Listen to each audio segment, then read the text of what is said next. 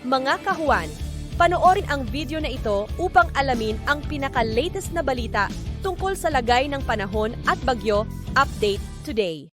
Patuloy pa rin umiiral ang easterlies o yung mainit na hangin mula sa dagat Pasipiko at makikita natin ngayon dito sa ating satellite animation na halos wala tayong gaanong kaulapan sa malaking bahagi ng ating bansa. Maliban na lamang yan dito sa area ng Eastern Visayas kung saan ngayong araw yung mga kababayan po natin dyan ay makakaranas ng mataas na tsansa ng mga pag-ulan, pagkidlat at pagkulog dulot ng easterlies. Samantala, yung nalalabing bahagi naman ng ating bansa ay patuloy na mainit na panahon yung mararanasan lalong-lalo na sa tanghali at meron posibilidad ng mga isolated na mga pag-ulan dulot ng thunderstorms. And nakita po natin itong ganitong panahon ay magpapatuloy pa rin this coming weekend, but by next week po, possibly by Monday, ay magkakaroon tayo muli ng another surge ng northeast monsoon o amihan kung saan makaka-apekto po ito, lalong-lalo na dito sa malaking bahagi ng northern Luzon. And sa kasalukuyan ay wala tayong minomonitor na bagyo or low pressure area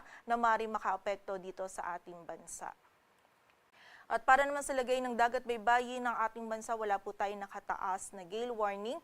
Kaya marami makakapalaot yung mga kababayan nating mga isda, pati na rin yung may mga maliliit na sasakyang pandagat.